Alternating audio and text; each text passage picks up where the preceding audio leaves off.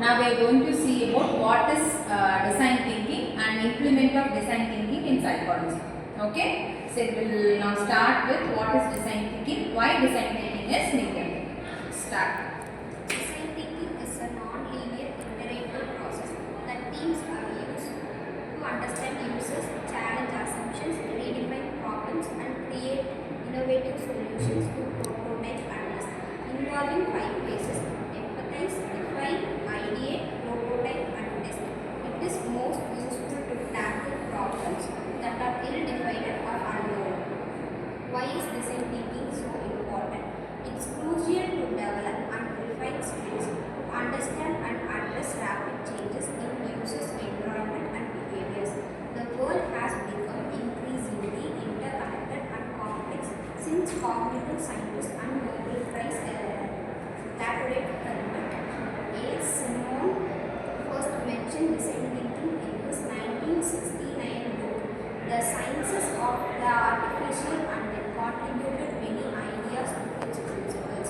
Professionals from a variety of fields, including architecture and engineering, subsequently advanced this highly creative process to address human needs in the modern age.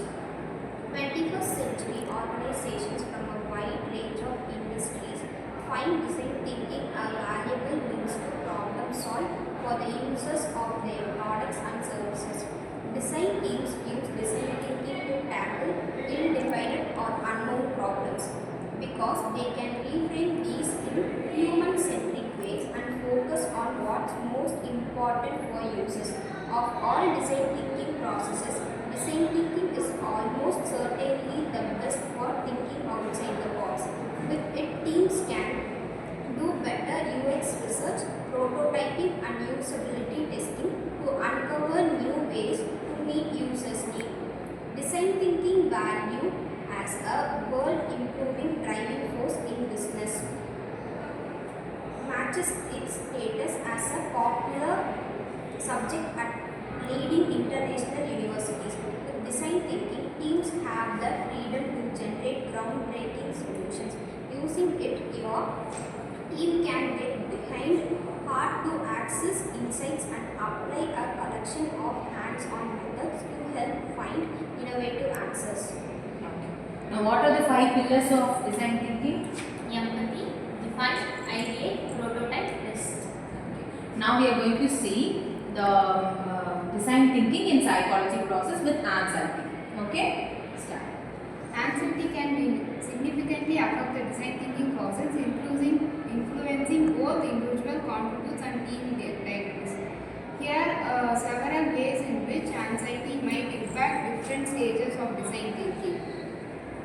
Empathy stage impact. Anxiety may hinder the ability to fully empathize with user. Designers might feel overwhelmed by the complexity of a user's problem or fear in misinterpreting user's need. Management. Creating a structured plan for results, setting realistic expectation, and encouraging mindfulness can help designers stay supportive team environments where members feel safe to make mistakes or ask questions can reduce stress. Define stage impact. Anxiety around making the right definition of the problem can lead to the decision paralysis. Designers may struggle with uncertainty, fearing they will focus on the wrong problem. Management. Engaging interpretation and accepting that the problem definition can involve reduces the pressure of getting it perfect. Team can use collaborative techniques like affinity mapping or problem framing to help alternative the burden of a responsibility. Ideate states impact. In this highly creative stage, anxiety can stifle idea generation.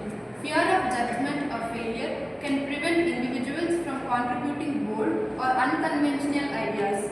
Group anxiety can also lead to groupthink, where only safe, familiar ideas are generated. Management. To reduce anxiety, teams can adopt strategies such as yes and brainstorming techniques, where ideas build upon each other without criticism. Also, set setting a non-judgmental tone for brainstorming sessions can help participants feel more comfortable contributing openly. Prototype stage impact.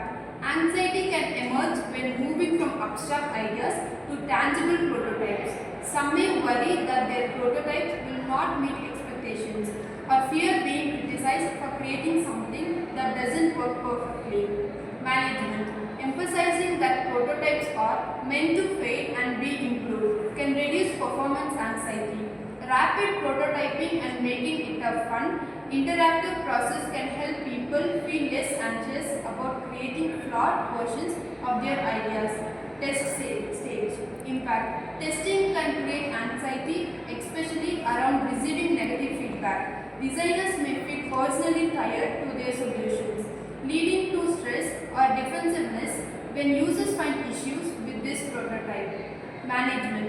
Shifting the focus from right or wrong solutions to learning and improving can alleviate this stress. Creating a culture of feedback where learning from failures is celebrated, not punished, can lower anxiety and encourage openness to criticism. Now we'll see the management area of anxiety. So once we are finding out or diagnosing what is anxiety, and we'll move on to the testing part. After testing, we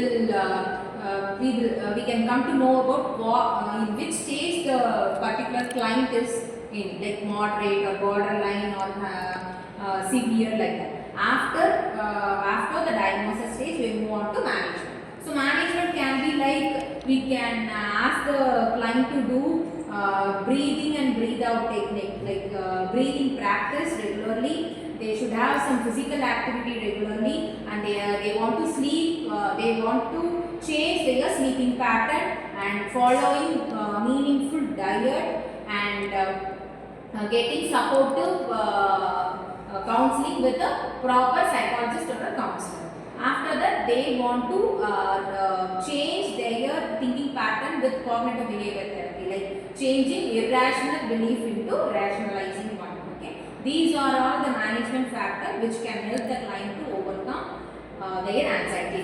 Okay, thank you.